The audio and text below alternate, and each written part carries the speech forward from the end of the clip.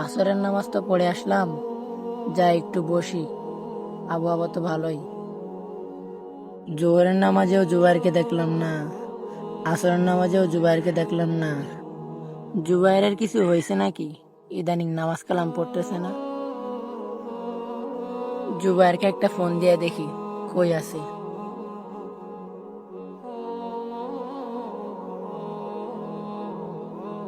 আসসালামু আলাইকুম।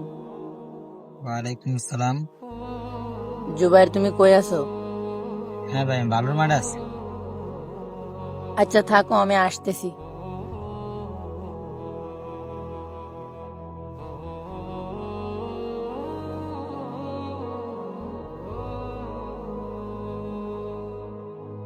আসসালামু আলাইকুম। ওয়ালাইকুম আসসালাম। ভাই ভালো আছেন? কেমন আছেন? জি, ভালোই।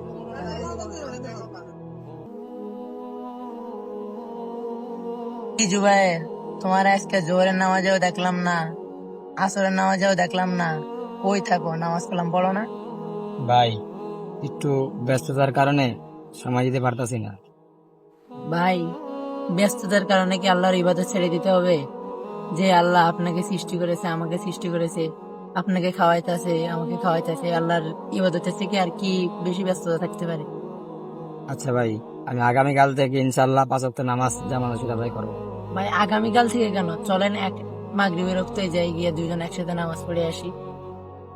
আমাদের সমাজে এমন অনেক ছেলে রয়েছে যারা 5 ওয়াক্ত নামাজ পড়তো, কিন্তু শয়তানের ফাঁদে পড়ে তারা নামাজ কালাম ছেড়ে দিনহীন হয়ে গেছে। আল্লাহ তাআলা তাদেরকে হেদায়েত দান করুক, সকলকে 5 ওয়াক্ত নামাজ পড়ার তৌফিক দান করুক, আমিন। ভিডিওটি ভালো লাগলে সবাই ফলো দিয়ে পাশে থাকুন।